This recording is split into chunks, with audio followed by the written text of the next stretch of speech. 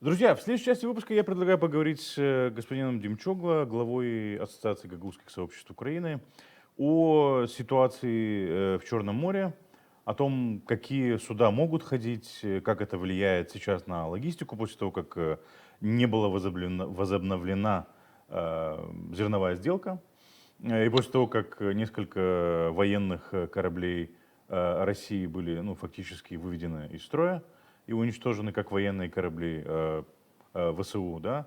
Что сейчас там происходит, я предлагаю поговорить с нашим гостем. Юрий Дмитриевич, приветствую вас. Bună ziua, Zaman Хайролсен. Да, Доброго дня. витаю. Bună Заман Хайрлсон, витаю, да.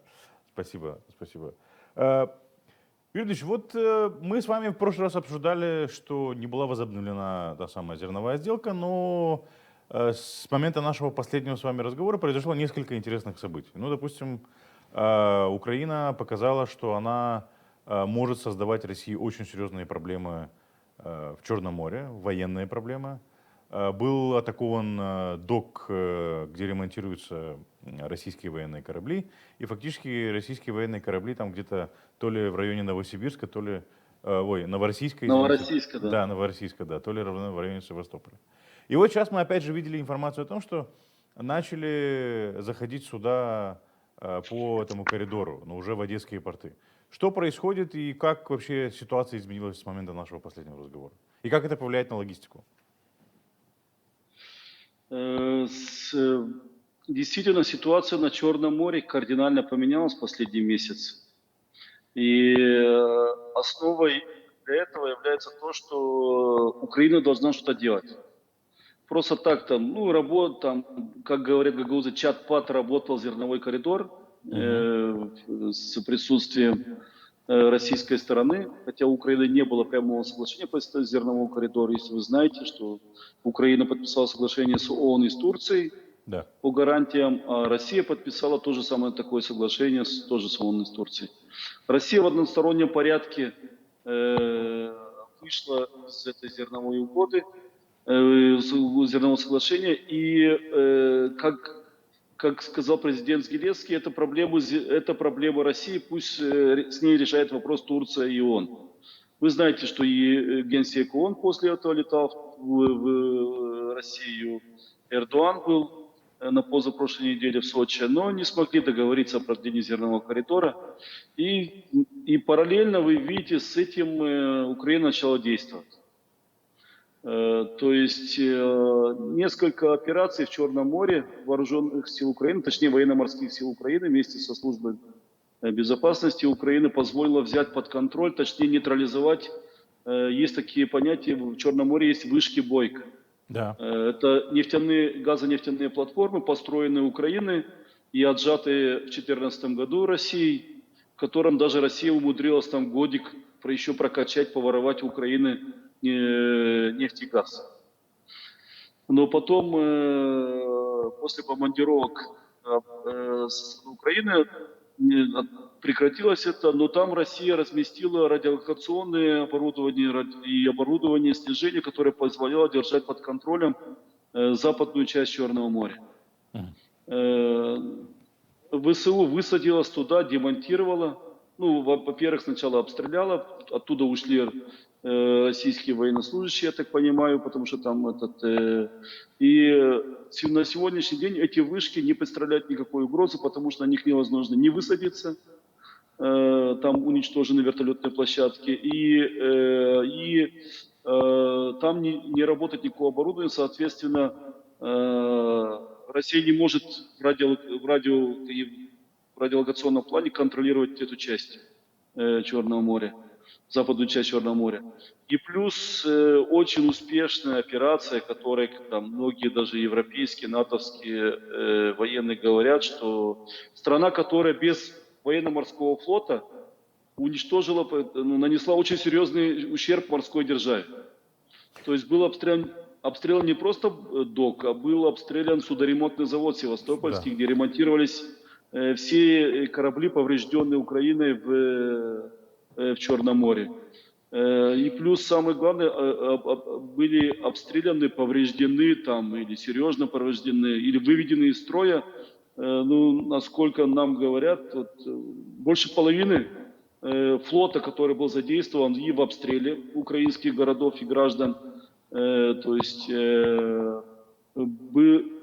была, вы знаете, повреждена подводная лодка, не помню ее название, Да. в этом доке, которая также непосредственно зафиксирована, что она обстреливала, участвовала в обстреле украинских городов. На сегодняшний день практически ничего из Севастополя не выходит в Черное море, если выходит только для того, чтобы перебазироваться там в Феодосию или же Новороссийск дальше, Мгм. то есть в восточную часть Черного моря. Это позволило сегодня Украине действительно возобновить судозаходы и судовыходы из одесских портов, Одесса, Черноморск пока. Несколько, Черноморск это там, бывший Ильичевск, так я понимаю, да? бывший, да, бывший Ильичевск, все в Гагаузии знают его как Ильичевск, да. Да, да, Но он был переименован в 15 или 16 году в Черноморск. да. Поэтому сегодня создались условия для того, чтобы Украина разблокировала свои порты. Плюс параллельно за это время Россия пыталась дважды обстреливать порты. Но стопроцентное сбитие, вот 2 недели назад я был свидетель этому, когда там в час ночи буквально 20 с лишним ракет было сбито, в том числе «Калибр» и «Оникс». Мгм. То есть у Украины появилась и противовоздушная оборона, которая позволяет сбивать практически все. Над Одессой, вы имеете в виду, да? Над одесскими портами, да? Над одесскими портами. Это дает и военную гарантию того, что гарантию военных тому, что гражданские суда будут защищены военными. Ну, посмотрим, поживем, увидим. Пока это идет в таком тестовом режиме, но я думаю, что если будет поддержка западных партнеров, особенно НАТО, потому что вот были там сообщения, что английский ВВС готовы сопровождать караваны от Констанции до Одессы, то есть от границ НАТО до Одессы. Плюс английские компании уже сегодня страхуют эти корабли, которые заходят не только в Дунайские порты. Вы помните, когда были обстреляны Дунайские порты, были проблемы с тем, что с судозаходом. Но сразу международные, особенно английские компании, сказали, что они продолжат страховать все суда, заходящие в Дунай, в украинские порты. И эта проблема сразу ушла. Дунайские порты все так, как судовладельцы как ходили, так и ходят. Несмотря на то, что дунайские порты систематически обстреливаются, заметьте.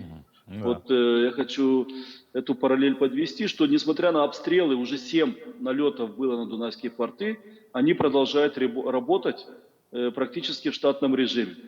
То есть это показывает, что несмотря даже на обстрелы одесских портов, при нормальной, хорошей сбиваемости, вот в дунайских портах началась сбиваемость на уровне 80-90%.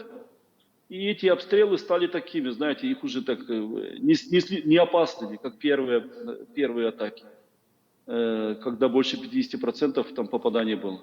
Но на сегодняшний день уже, несмотря на обстрелы, дунайские порты работают. То есть то же самое может быть в дальнейшем и в одесских портах. Да, Россия будет обстреливать гражданскую инфраструктуру и портовую, да, Украина будет сбивать, да, там страховые компании будут страховать, но и в таком режиме, я думаю, что все будет работать потихонечку.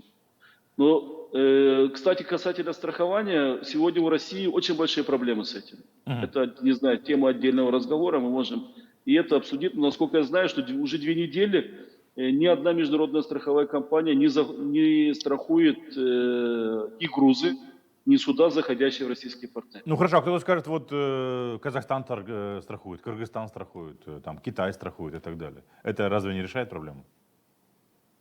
Вы знаете, я чуть знаю страховой рынок. Страховые компании, там, украинские, турецкие, там, молдавские, они все перестраховывают. Вот есть страховые компании маленькие, локальные, а есть, как говорится, 4-5 монстров во всем мире. Они сидят в Лондоне, начиная там Ллойда и прочих. Они, вот все страховые риски, особенно крупные, даже в договорах, часто крупных международных договорах, которые там выше, там миллионы и выше, они обязуются застраховать там в топ-10 страховых компаний. Сегодня там количество груза там, в любом там 10-тысячнике кораблей, 20, ну, это не, относительно небольшие корабли, и в российские, в одесские порта, в черноморские порта заходят корабли там, водоизмещением до 100 тысяч тонн. Там груза там, от 5 миллионов и выше долларов. Соответственно, застраховать этот груз у казахской или киргизской или компании или грузинской, ну, я не думаю, что пару таких страховых случаев и обанкротится страна, а не страховая компания этой страны, понимаете? Хорошо, а вот что насчет вот этого информации, которая появилась о том, что Россия создала целый грузовой флот, танкерный флот для того, чтобы отгружать свое зерно, и там целая параллельная инфраструктура. Насколько это вообще реалистично? Вот даже недавно появилась информация, что Россия начала перевозить там грузы по Северному морскому пути. Окей, может, я не знаю, вы не следите за тем, что происходит в Северном морском пути, но вот на Черном море, откуда эти порты Новороссийска и так далее. Насколько России удастся создать вот этот параллельный флот, и насколько это будет жизнеспособно? Вы знаете, на сегодняшний день Россия с начала военной агрессии против Украины создала уже этот флот. То есть Мгм. этот флот, незаконный флот, он, как правило, идет под сирийским флагом, под флагами таких островных государств, но грузовладельцы являются или российские компании, или арабские, так, сирийские компании. Она практиковала этот метод на Черном море путем воровства, вывоза ворованной украинской пшеницы. Мгм. Севастополя, Керчи, вы знаете эту проблему. Последний год очень много было вывезено по подсчетам от миллиона до 2 миллионов тонн украинской ворованной пшеницы. Ну, из Херсона и Запорожской области, я правильно понимаю? Вот эти оккупированные Не, территории. да, Херсонская, Запорожская области, юг Донецкой области вывозились через Мариуполь, ну, в первую очередь через крымские порты, это Феодосия, Севастополь и Керчь. Они вывозились в основном как раз в Сирию, насколько я помню, Ливан, но Ливан сейчас заблокировал все заходы таких судов. То есть, да, они создадут флот, но сегодня, понимаете, сегодня такой флот может пойти максимум в Сирию и даже в Турции. Да, он заходит, кстати, и в Турцию тоже, в турецкие порты. Но сегодня я знаю, что плотно работает турецкая прокуратура, она проверяет, ворованное это, ну, ворованный в Украине груз или нет, поэтому в Турцию, я знаю, практически ворованное зерно уже не завозится. После случаев, когда украинские власти, украинская прокуратура, генеральная прокуратура протестовала в турецкой прокуратуре поставки захода таких суден. Но идут другие товары. Турция пока открыта для российских кораблей. Турция пока не требует страховок. В принципе, для Турции все равно, потому что турки сегодня покупают товар, уже доставленный в Турцию. Мгм. Когда, как говорится, когда его пощупают, Понятно. тогда То и есть, платят получается, они его деньги. доставляют в Турцию, там продают, и дальше из Турции он уходит дальше, я так понимаю, да? Ну, турки могут и перерабатывать этот товар, как правило, турки покупают сырье, или же перепродавать его дальше. Это уже вопросы и проблемы турецкого бизнеса. Но факт то, что сегодня у России максимально сужен круг партнеров, торговых партнеров. Мало того, сегодня очень большие затруднения, вот насколько я слышу от судовладельцев, никто не в Россию идти не хочет, потому что для судовладельцев очень важный вопрос. Первое, страховой случай, страхование его судна. Второе, это страхование грузов. Мгм. Если ни судно, ни груз, его невозможно будет отгрузить. Или это полностью риски грузоотправителя, который со своим кораблем незаконным, со своим грузом будет куда-то его возить. Но это, кстати, тоже началось после того, как украинские морские дроны атаковали, вы помните, Новороссийск, Да. атаковали в районе Керчи, в акватории Новороссийска тоже поработали. То есть после этого страховые компании и плюс украинские военно-морские силы объявили 5 российских портов зоной военных действий. Вы знаете, Нет, не слышал об этом. Да. Я вам пошлю новость, украинские военно-морские силы объявили порт Туапсе, Сочи, Новороссийск, Кавказ зоной военных действий. Мгм. Украинские военно-морские силы. То есть легитимные цели, военные цели в данном случае для ВСУ. Да, будут там сбиваться, да. Да. Хорошо, а вот сообщение о том, что пошли первые корабли. Вы так осторожно сказали, что посмотрим, как оно будет. Вот какие перспективы это открывает? То есть получается ли так, что Украина ищет и практически обеспечивает себе путь по вывозу и активации одесских портов без каких-либо гарантий со стороны там России, которые были там в рамках этой зерновой сделки. То есть фактически нейтрализуют Россию как военную угрозу в данном случае. Я правильно понимаю? Э, Знаете, Россия старается Украину заблокировать по максимуму. Но вы знаете, Украина показала уже за эти 2 года, что она умеет себя разблокировать, что она умеет себя защитить. И на поле боя, и в воздухе, и на море. То есть Россия не оставила Украине шансов, другой альтернативы, как запустить работу зернового коридора, точнее даже не зернового коридора, а запустить работу черноморских портов без какого-нибудь участия, малейшего даже участия России. Ну, не хочет согласно сделке, ну, сделает без России, понимаете. Путин, к сожалению, уже неоднократно показывал, что, типа, он старается обыграть всех, но в конце концов почему-то остается в проигрыше он. В конце концов, да. Я подозреваю, что в данном случае то же самое будет. Переиграет сам себя. По поводу логистики на дунайских портах, потому что мы видим продолжающиеся обстрелы. Там что сейчас происходит? И вы сказали, что Украина может обеспечить безопасность или как бы защиту одесских портов. А вот дунайские порты, там улучшилась ситуация с противовоздушной обороной или противоракетной обороной?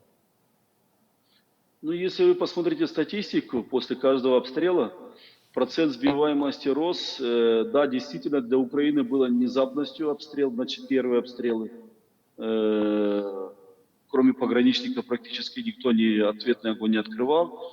Но с каждой неделей мощь украинского ПВО на Дунае росла. Сегодня она, я знаю, я вам скажу, очень мощная, достойная. И самый последний налет – это 100% сбиваемость. То есть все было сбито еще на уровне подхода там Вилково, Татарбунара. 100% сбиваемость произошло. До этого там 70, 80, то есть я думаю, и, кстати, последние 4 дня, слава богу, ничего нету. 4 дня вообще никаких налетов нету. Перед этим были практически или ежедневные, или максимум через день были налеты. 4-5 дней вообще ничего нету. Я всегда говорил, ну даже военные говорят, зачем посылать, как правило, пакеты, это от 20 до 30 шахедов всегда были атаки. Последний раз из 33 сбили 27 или 26, я не помню, вот последний налет был, предпоследний. Последний было 14, и все были сбиты до подхода. На уровне, на границе затоки, то есть на уровне практически побережья были сбиты. То есть вглубь Бессарабии они не пошли. То есть даже если будут атаки, украинское ПВО над Бессарабией присутствует уже очень серьезно. То есть защита Бессарабии сегодня украинскими вооруженными силами Украины обеспечена. Еще раз вооруженные силы Украины показали для народа Украины, в том числе Бессарабии, что это самая большая надежда и самая большая опора сегодня украинских граждан. И гарантия. Кстати, и гарантия. Недавно разговаривал с руководителем одного из молдавских и румынских обществ в Украине, в Одесской области. Знаете, что он говорит? Что? Интересный факт. Что-то последний год-полтора наши унионисты вообще ничего не говорят. Раньше кричали это Бессарабия, ну, в Украине в том числе. Бессарабия есть в Румынии. То есть были такие. А что-то последний год они не кричат, вот почему не защищают Бессарабию. Понимаете, в том числе у Украины претензии, не претензии, а вопросы к румынскому ПВО. На их сторону падали в том числе шахеды. И румынское ПВО как вы это объясняете?